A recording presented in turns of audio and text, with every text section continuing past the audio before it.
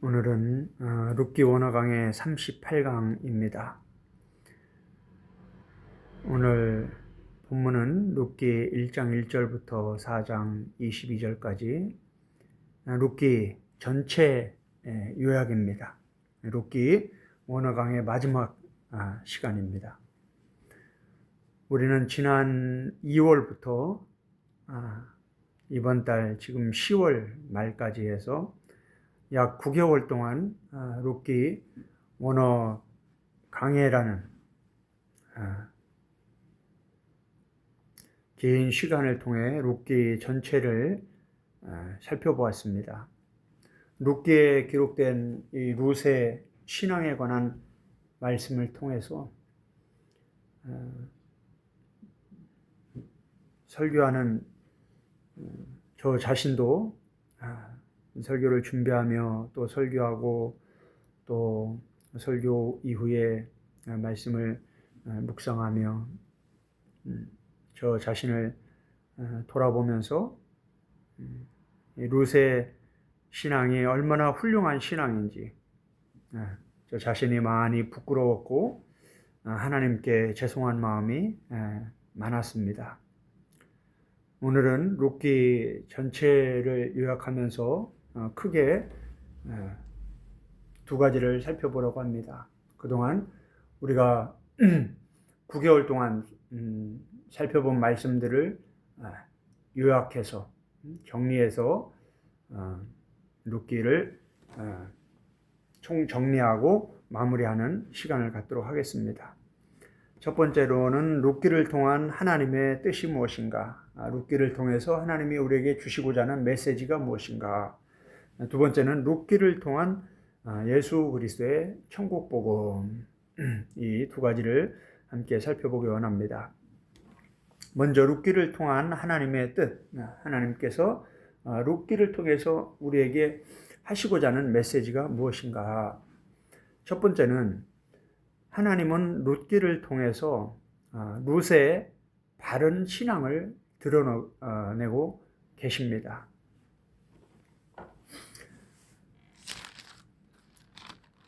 룻기 1장부터 4장까지 이 내용 중에 각 한 장씩 이 룻의 신앙을 드러내는 그러한 내용들이 기록되어 있습니다. 첫 번째로는 1장 15절부터 18절까지 내용을 보면 손해보아도 결단하는 신앙이라고 제가 제목을 붙였습니다. 룻이 모압에서 베들레헴으로 돌아올 때 나오미에게 두 며느리가 있었죠. 오르바와 룻. 나오미가 너희는 다시 너희 백성에게로, 너희 형제들에게로, 너희 가족과 친족, 너희 친구들, 너희 민족의 사람들에게 돌아가라. 너희가 섬기던 신들에게 돌아가라. 이렇게 했을 때 오르바는 다시 돌아가 버렸고 룻은 아주 굳은 결단을 하고 그 모든 것을 떠나 아브라함처럼 친척 본토 아비집을 떠나서 낯선 땅 섬기는 신도 완전히 다른 베들레헴으로 가기로 결단을 했습니다. 이렇게 하나님을 섬기기 위해서 결단할 때는 많은 것을 손해보게 됩니다. 많은 것을 포기해야 합니다. 많은 것을 내려놓아야 합니다.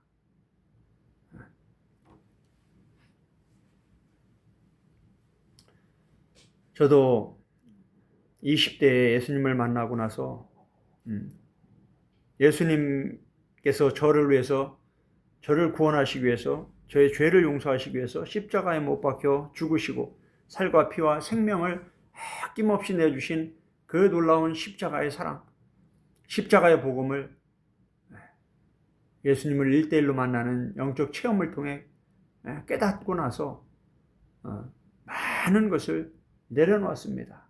심지어 저의 친한 친구들은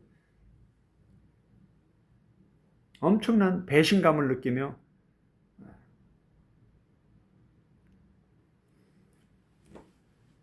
혜성이가 드디어 예수한테 미쳤다. 교회에 미쳤다. 이렇게까지 얘기를 하면서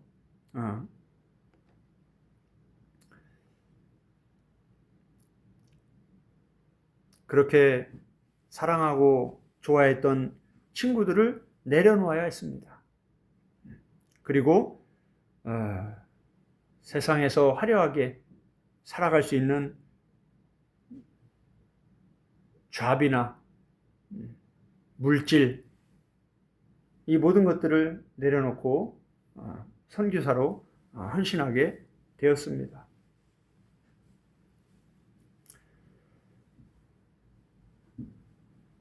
우리가 예수님도 그렇고 바울도 그렇고 베드로나 요한도 그렇고 룻도 마찬가지입니다. 예수님은 하늘 영광을 버리시고 모든 천사들에게 찬송과 영광을 받으시는 만물의 창조주이신 그 하나님이신 예수님께서 인간의 모습으로 종의 형체를 가지고 이 땅에 오셨습니다. 우리가 너무나 잘 알고 있죠. 그런데 룻과 같이 우리도 신앙을 선택하기 위해서 무언가를 포기해야 될 때, 그때 인간적인 생각을 많이 하게 됩니다. 그럴 때 하나님의 은혜가 없으면 이 세상의 것을 내려놓는 것이 쉽지가 않습니다. 그래서 다시 오르바처럼 모압으로 돌아가게 되는 거예요. 기도원에 가서 은혜를 한참 받고 나서 다시 집에 가면서 집에 가자마자 싸우고 이 받은 은혜를 다 까먹게 되는 거죠.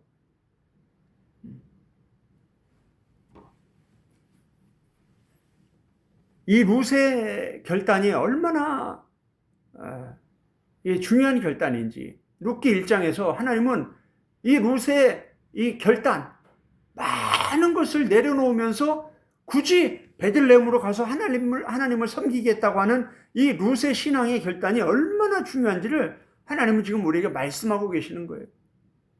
우리에게도 그러한 결단이 있어야 된다고 하나님은 말씀하고 계시는 거예요. 우리에게 그러한 열매를 요구하고 계시는 거예요. 그런데 이론으로 지식으로만 알고 끝나면 아무 의미가 없는 거예요. 아는 게 아닌 거죠. 예수님이 하나님한테 알겠습니다. 제가 내려가서 어린 양으로 이 세상을 구원하고 오겠습니다. 하고 안 오셨으면 우리가 어떻게 구원을 받습니까? 예수님도 생각해 보니까 내가 창조주 하나님인데 인간들한테 가서 침뱉음을 당하고 욕먹고 주먹으로 뺨을 맞고 벌거벗겨서 채찍에 맞고 십자가 매달려 죽는 거 난 못하겠다. 그래서 안 내려오셨으면, 순종하지 않으셨으면 예수님은 어떻게 되는 거예요?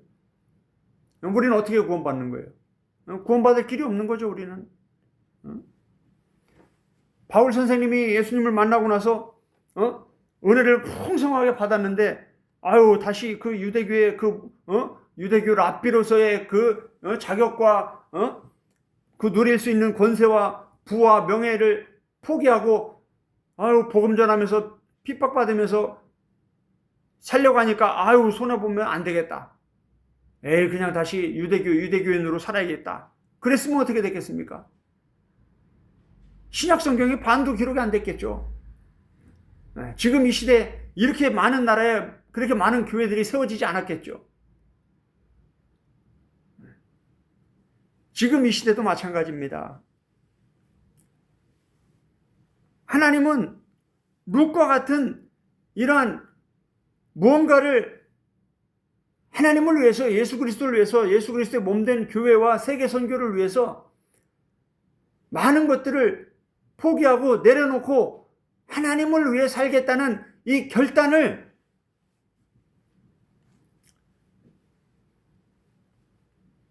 중요성을 룻기 1장을 통해서, 이 이방 여인 룻의 이 신앙을 통해서 우리에게 메시지를 주고 있는 거예요.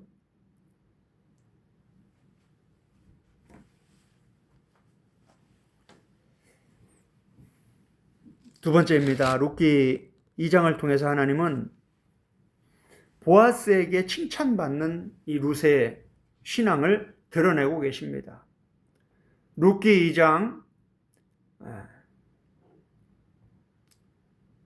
10절부터 보면, 룻이 엎드려 얼굴을 땅에 대고 절하며 보아스에게 이르되 나는 이방 여인이거늘 당신이 어찌하여 내게 은혜를 베푸시며 나를 돌보시나이까 하니, 보아스가 그에게 대답하여 이르되 내 남편이 죽은 후로 내가 시어머니에게 행한 모든 것과 내 부모와 고국을 떠나 전에 알지 못하던 백성에게로 온 일이 내게 분명히 알려졌느니라. 여호와께서 내가 행한 일에 보답하시기를 원하며 이스라엘의 하나님 여호와께서 그의 날개 아래 보호를 받으러 온 너에게 온전한 상 주시기를 원하노라 하는지라. 아멘. 룻은 이 보아스라는 남자를 통해서 너가 시어머니에게 행한 모든 것과 내 부모와 고국을 떠나 전에 알지 못하던 백성에게로 온 일이 내게 분명히 알려졌다. 그래서 하나님께서 네가 결단하고 행한 이 모든 일에 보답해 주시길 원한다. 네가 이스라엘 하나님에게로 보호를 받기 위해서 그 날개 아래 왔으니 하나님께서 너에게 복 주시길 원한다. 얼마나 큰 칭찬입니까?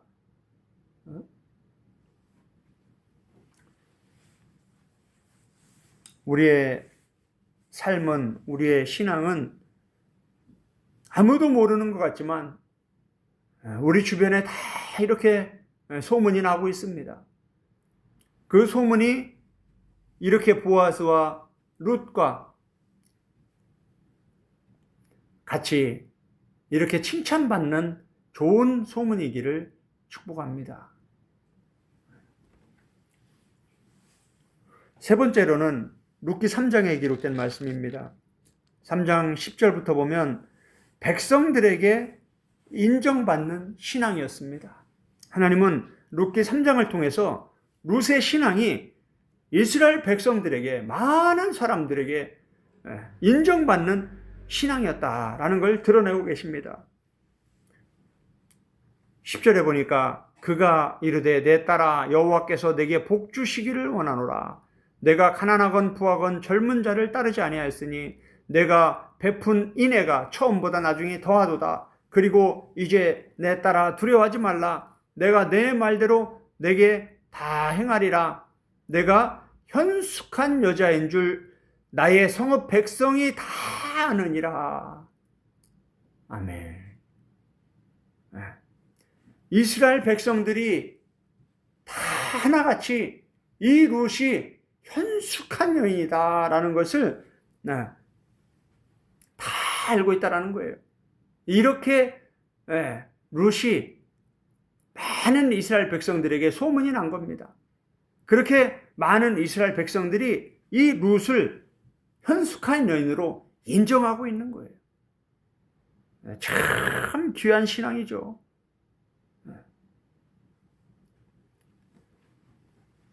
마지막 룻기 4장에서 하나님은 여인들에게 축복받는 이 룻의 신앙을 드러내고 계십니다.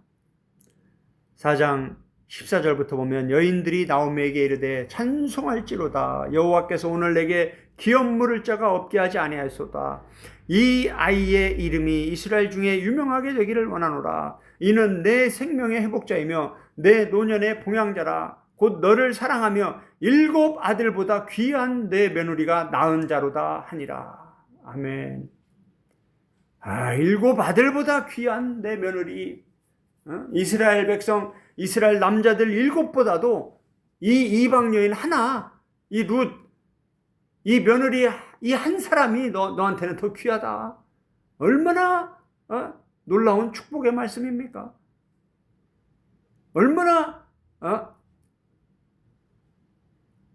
기분을 좋게 하는 칭찬입니까? 살면서 이런 칭찬을 한번 받을 수 있다면 진짜 참 신앙으로 바르게 살았다고 할 수 있겠죠. 하나님은 룻기를 통해서 1장, 2장, 3장, 4장에 이 내용만 봐도 룻기 전체의 핵심이에요. 이게 하나님이 룻기를 통해서 룻의 어떤 모습, 어떤 신앙, 어떤 신앙의 성품을 드러내고 계시는가. 이게 룻기 전체에 이렇게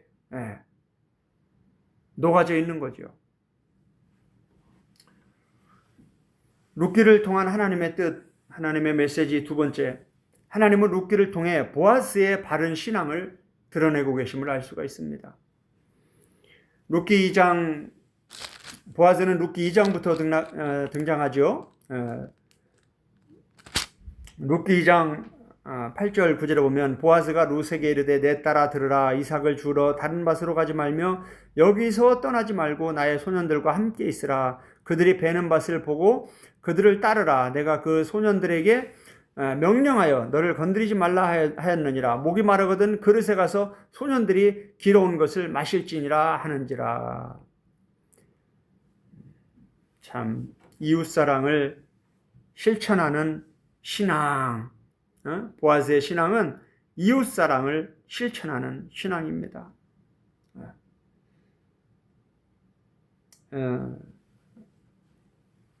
하나님의 백성들은 추수를 할 때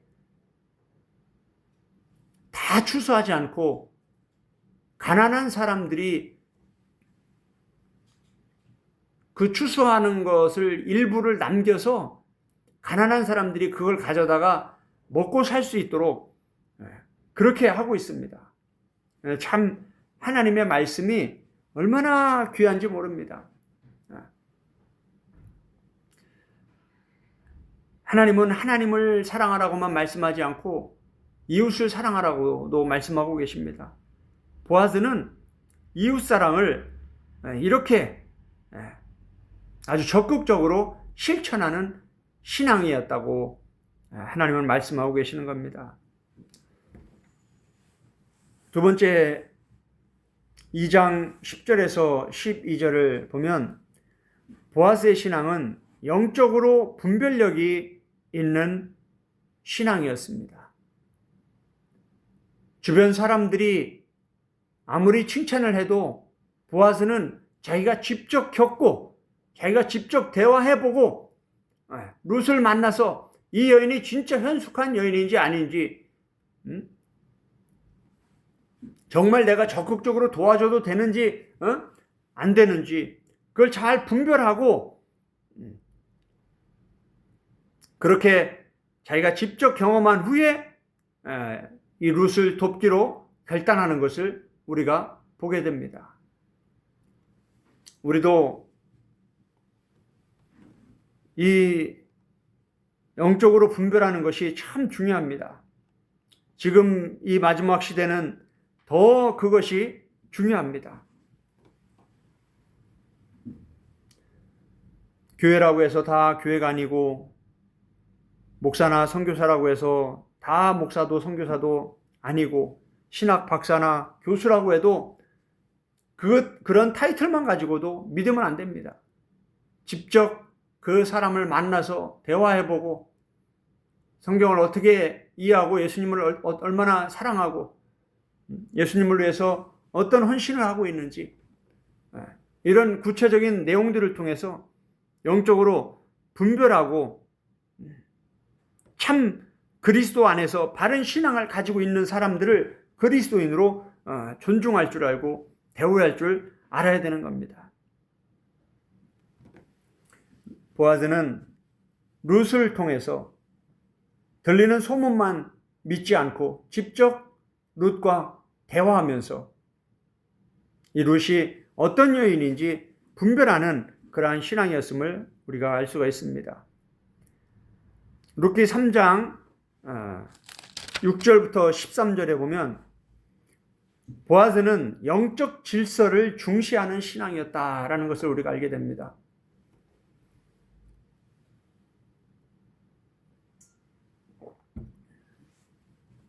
룻기 3장 6절에 보면 그가 타작마당으로 내려가서 시어머니의 명령대로 다 하니라. 보아스가 먹고 마시고 마음이 즐거워 가서 곡식단 더미의 끝에 눕는지라. 룻이 가만히 가서 그의 발치에 들어 이불을 들고 거기 누웠더라. 밤중에 그가 놀라 몸을 일으켜 본즉 한 여인이 자기 발치에 누워 있는지라. 이르되 네가 누구냐 하니 대답하되 나는 당신의 여종 룻이오니 당신의 옷자락을 펴 당신의 여종을 덮으소서. 이는 당신이 기업 물을 자가 됨이니이다 하니 그가 이르되 보아스가 이제 말합니다. 내 딸아 여호와께서 내게 복 주시기를 원하노라. 네가 가난하건 부하건 젊은 자를 따르지 아니하였으니 내가 베푼 인애가 처음보다 나중에 더하도다.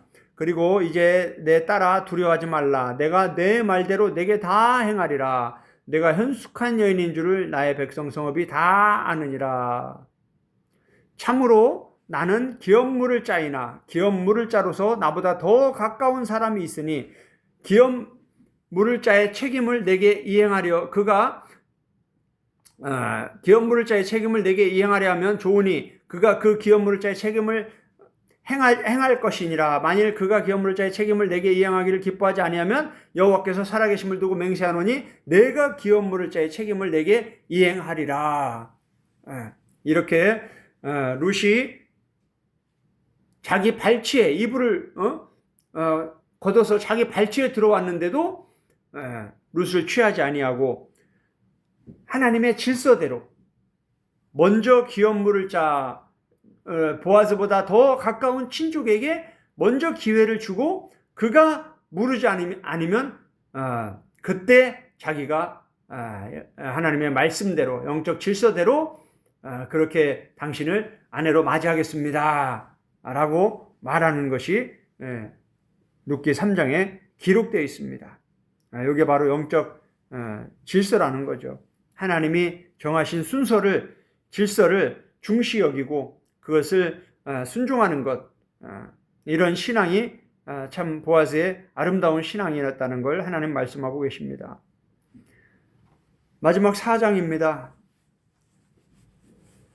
하나님은 보아스를 룻기 2장, 3장, 4장을 통해서 이 보아스의 신앙이 어떤 신앙인지 드러내고 계시는데 마지막 4장 1절부터 10절까지 보면 값진 진주를 알아보고 소유하는 신앙이다 라는 걸 알게 됩니다. 이 값진 진주라는 것은 룻을 말하는 거죠. 예수님께서 천국을 비유하면서 뭐라고 말합니까? 값진 진주를 찾아다니는 장사하는 자와 같다. 마찬가지입니다.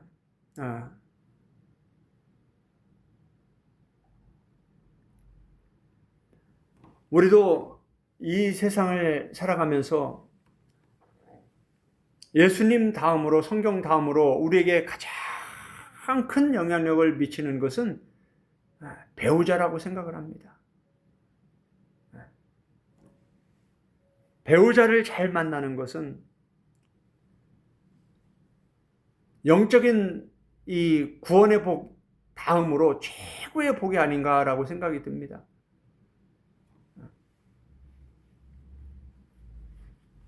보아스는 이 룻이 얼마나 훌륭한 여인인지 얼마나 값진 진주와 같은 그러한 귀한 여인인지를 알아보았습니다.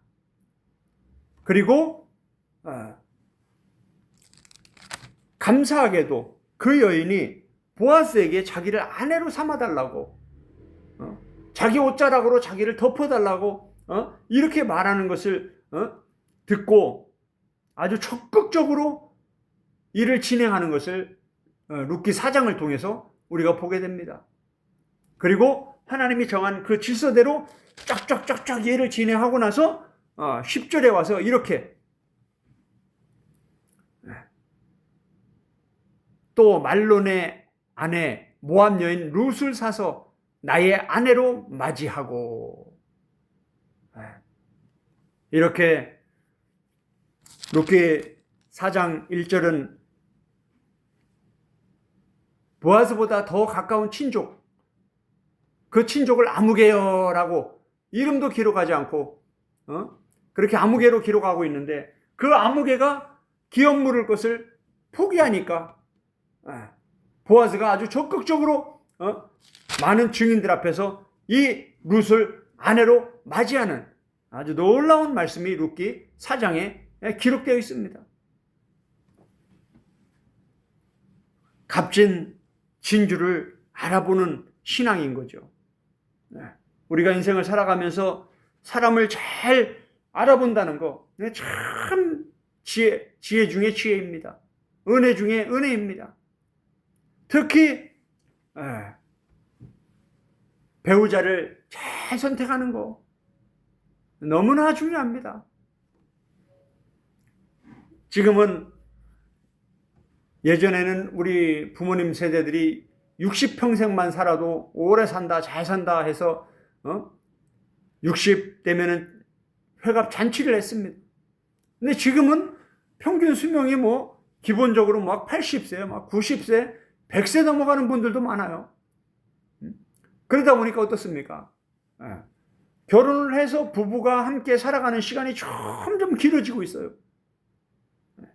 60 넘으면 이제 퇴직을 하는데, 퇴직하고 60년을 더 살아야 이제 죽는 거예요. 얼마나 긴 시간입니까? 그런데 배우자를 잘못 선택을 하면 어떻게 되는 겁니까? 지옥 같은 삶을 사는 거죠. 그런데 이렇게 룻과 같은 현숙한 여인, 이러한 아내를 얻게 된다면 얼마나 큰 복입니까? 보아스는 그러한 눈이 있었다라는 겁니다. 값진 진주를 알아볼 수 있는 그러한 눈이 있었다. 그리고 그러한 여인을 아내로 취하기 위해서 적극적으로 하나님의 질서대로 일을 진행을 해서 아내로 맞이했다라는 겁니다. 참 놀라운 말씀이죠. 세 번째로, 하나님은 룻기를 통해서 나오미의 연약한 신앙을 드러내고 계심을 알 수가 있습니다. 이 나오미는 룻기 1장 1절부터 5절까지 보면 잘 깨닫지 못하는 철없는 신앙이다라는 걸 알게 됩니다. 이게 무슨 말입니까? 남편이 죽었어요. 하나님의 땅 베들레헴을 떠나 모압까지 왔는데 남편이 죽었어요. 왜 죽었다 이유도 없어요. 얼마 만에 죽었다 그 시간도 없어요. 남편이 죽었어요. 그러면 이 신앙의 어머니였다면 빨리 깨닫고, 야, 우리 하나님의 말씀에 불순종해서 이런 대참사를 당했구나. 빨리 하나님께로 돌아가자, 회개하자. 이렇게 했어야 되는데 너무나 철이 없는 신앙이라서 깨닫지 못하는 거예요. 그러면 어떻게 됩니까? 큰 아들이 죽고 작은 아들이 죽고 남자 셋이 다 죽어버렸어요. 그 집안에. 나오미랑 남편이랑 아들 둘이랑 4명이서 왔는데 세 남자가 다 죽어버렸다 이 말이에요. 그런데도 아직도 못 깨닫고 거기 계속 있는 거예요. 이게 뭐냐? 잘 깨닫지 못하는 신앙, 철없는 신앙이다. 이걸 하나님은 말씀하고 계시는 거예요.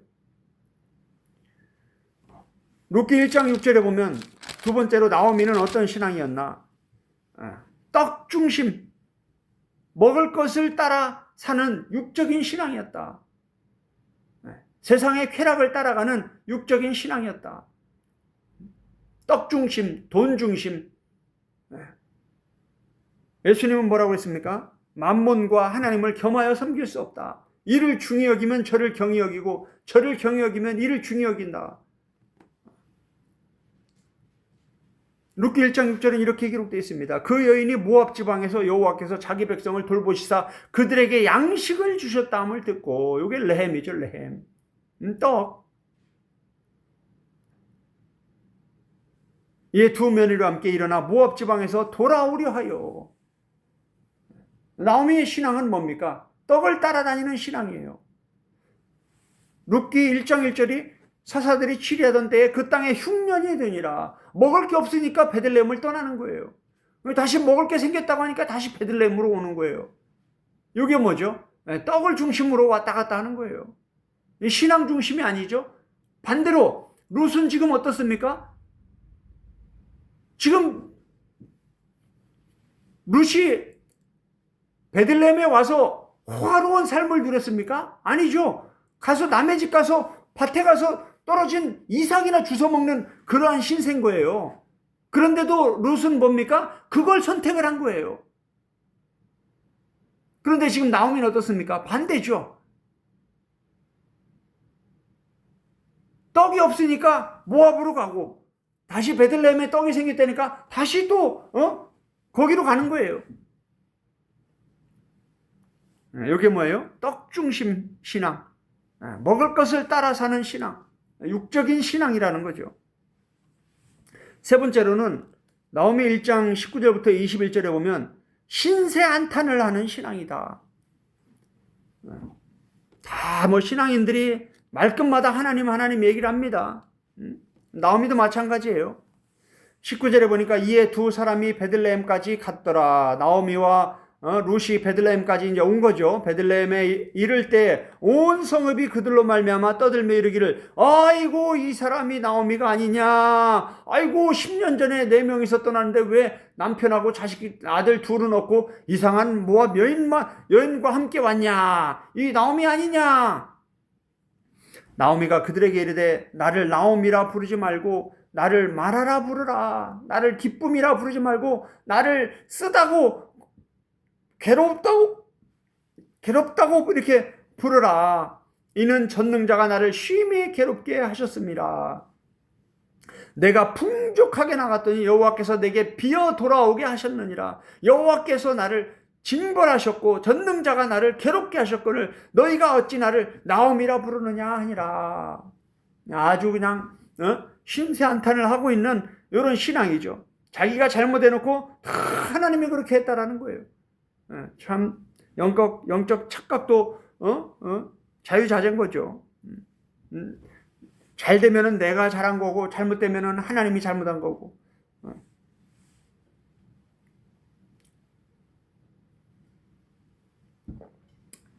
마지막으로 룻기 4장에서는 그래도 이러한 나오미가 하나님께 회개하고 돌아오니까 하나님은 이러한 나오미에게 룻이라는 이런 귀한 며느리를 통해서 놀라운 영적인 복을 주시는 것을 하나님 말씀하고 계십니다. 그래도 회개하고 회복의 복을 누리는 신앙. 그럼에도 불구하고 철이 없고 잘 깨닫지도 못하고 떡 중심으로 육적인 신앙으로 신세 한탄이나 하던 그러한 나오미라 할지라도 다시 하나님께 회개하고 하나님의 뜻대로 살려고 몸부림쳤을 때 하나님은 놀라운 회복의 은혜를 베풀어 주셨다라는 겁니다. 우리도 영적으로 성장해 가는 과정 가운데서 이렇게 많은 영적 실수, 영적 어린아이의 이러한 잘못된 신앙의 모습들을 우리도 보게 됩니다. 그런 과정을 통해서 우리는 영적으로 성장하게 되는 거죠. 우리도 잘못된 선택을 통해서 중요한 것을 잃어버리고 많은 것을 잃어버렸을 때 빨리 깨닫는 것이 지혜입니다. 더 큰 것을 잃어버리기 전에 빨리 깨닫고 돌아오는 게 지혜입니다. 그렇게 하나님께 돌아오면 하나님은 반드시 놀라운 은혜로 갚아주십니다. 더 큰 것으로 갚아주십니다. 더 풍성한 복으로 갚아주신다는 것을 룻기를 통해서 말씀해 주고 계시는 거예요. 나오미가 엘리멜렉과 함께 스스로 잘 먹고 잘 살려고 몸부림쳐도 모압까지 가봐도 하나님이 복 주지 않으시면 안 되는 겁니다. 그런데 다 잃어버리고 다시 베들레헴으로 돌아왔더니 그래도 남편도 자식도 없이 며느리 하나 데리고 돌아왔는데 그 며느리가 이렇게 놀라운 축복의 통로가 될 줄 누가 알았습니까?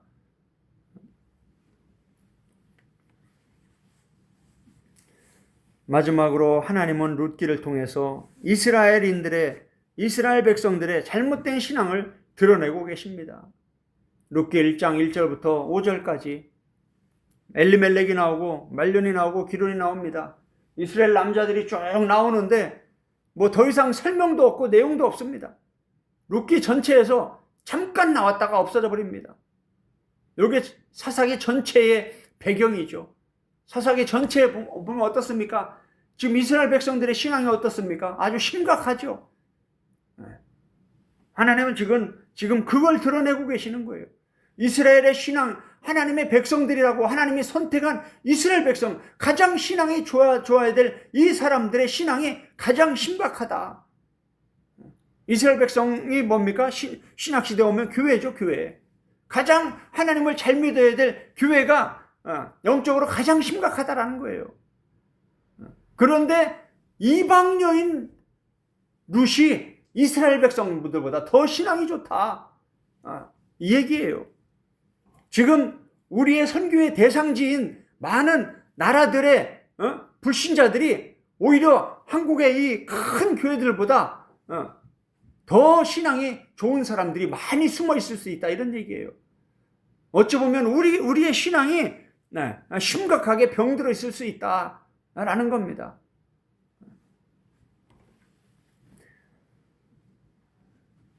이렇게 하나님은 룻기를 통해서 하나님의 뜻, 하나님의 메시지를 우리에게 전하고 있는 것을 우리가 볼 수 있습니다. 큰 타이틀 두 번째입니다. 룻기를 통해서 하나님은 예수 그리스도의 천국 복음을 우리에게 가르쳐주고 계신다. 룻기 전체의 핵심은 한 단어로 말하라면 고엘입니다. 고엘.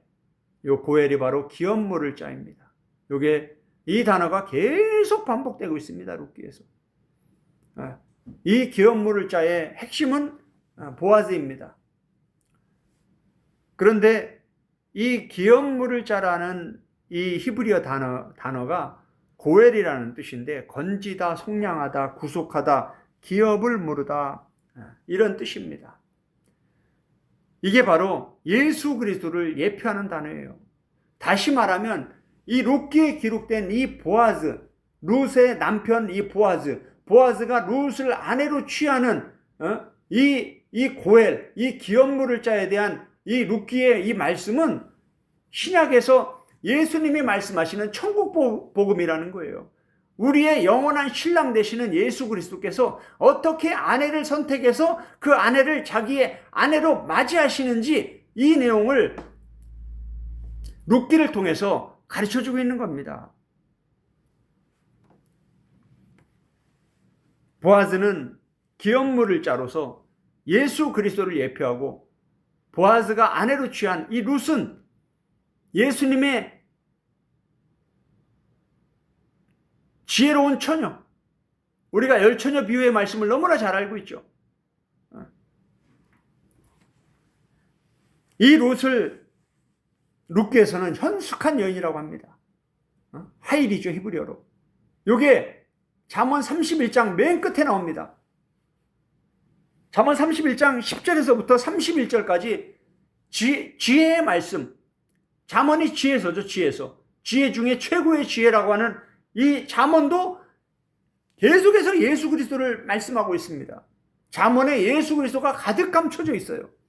그 마지막에 이 최고의 지혜라고 하는 이 하일, 이 현숙한 여인이 이 마지막 잠언 31장에 기록되어 있는데 이게 바로 최고의 아내, 지혜로운 아내, 지혜 중에 지혜.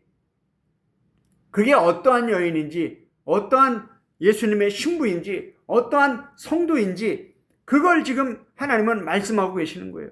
마태복음 25장 1절부터 13절에 이 10처녀 비유가 5명은 어리석은 처녀고 5명은 지혜로운 처녀인데 그 지혜가 무슨 뜻이냐 이거죠. 그게 바로 지금 하일, 현숙한 여인, 잠언 31장에서 얘기하는 이 현숙한 여인, 요게 지금 누구라고요? 룻기에 나오는 요 룻이 바로 그러한 여인이라는 거예요. 현숙한 여인.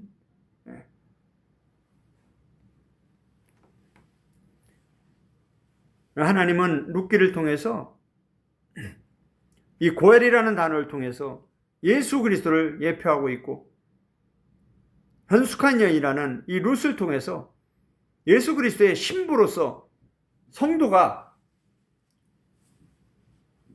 기름을 준비해야 되는데 그 기름을 준비하는 것이 무엇인지 룻기를 통해서 답을 주고 있는 겁니다. 결론을 말씀드리겠습니다.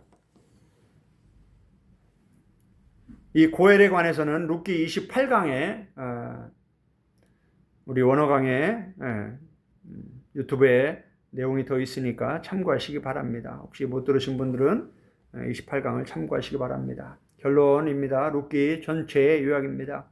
하나님은 룻기를 통해서 룻의 신앙, 보아즈의 신앙, 나오미의 신앙, 이스라엘의 잘못된 신앙까지 쭉 말씀하고 계시는데 가장 중요한 것은 룻의 신앙입니다. 바른 신앙은 교리나 신학이, 이론이나 지식이, 성경 공부나 신학 공부를 통해서 혹은 학위나 어떤 수료증을 통해서 드러나는 것이 아닙니다. 그런 것으로 증명하는 것이 아닙니다. 바른 신앙은 집사나 권사, 장로나 전도사, 목사, 선교사, 신학박사, 신학교 총장, 기도원 원장, 선교단체 대표, 이런 타이틀이나 어떤 직분으로 드러나는 것도 아닙니다. 룻은 누굽니까? 직분도 없고, 타이틀도 없어요. 그러나 하나님은 무엇으로 룻의 신앙을 드러내고 계십니까? 바른 신앙이라는 것은 다른 어떤 것보다 삶을 통한 열매로 드러나는 겁니다. 참된 신앙은, 하나님이 우리에게 요구하시는 그러한 참된 신앙은 교리나 신학도 아닙니다. 성경 공부나 신학 공부도 아니에요. 집사나 권사나 목사나 박사나 이런 타이틀도 아닙니다. 우리의 삶이 어떠하느냐, 그걸 보고 하나님은 평가하시는 거예요. 예수님은 룻의 바른 신앙, 성숙한 신앙을 교리나 신학이나 직분이 아닌 룻의 삶과 이 룻의 인격을 통해서 드러내고 계시는 것을 보게 됩니다. 룻이 말하는 거, 말 한마디 한마디를 보세요. 얼마나 성숙한 참 그리스도인으로서, 참 신앙인으로서 지혜롭게 말하는 것을 보게 됩니다. 룻의 행동 하나를 보세요. 얼마나 성숙한 신앙인입니까? 참 존경받을 만하죠. 칭찬받을 만하죠.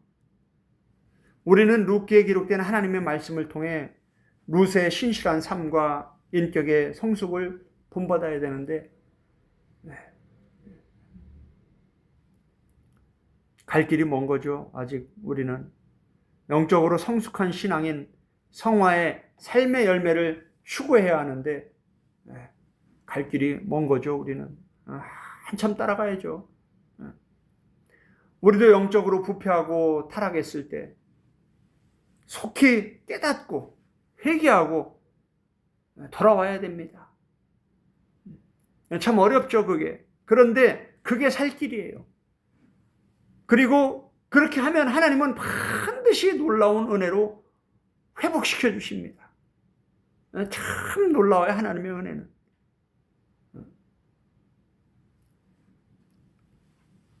돌아온 탕자, 너무나 잘 알고 있죠. 가서 다 잃어버리고, 배가 고파서 쫄쫄 굶주릴 때 누가 생각납니까? 아버지가 생각이 나는 거예요.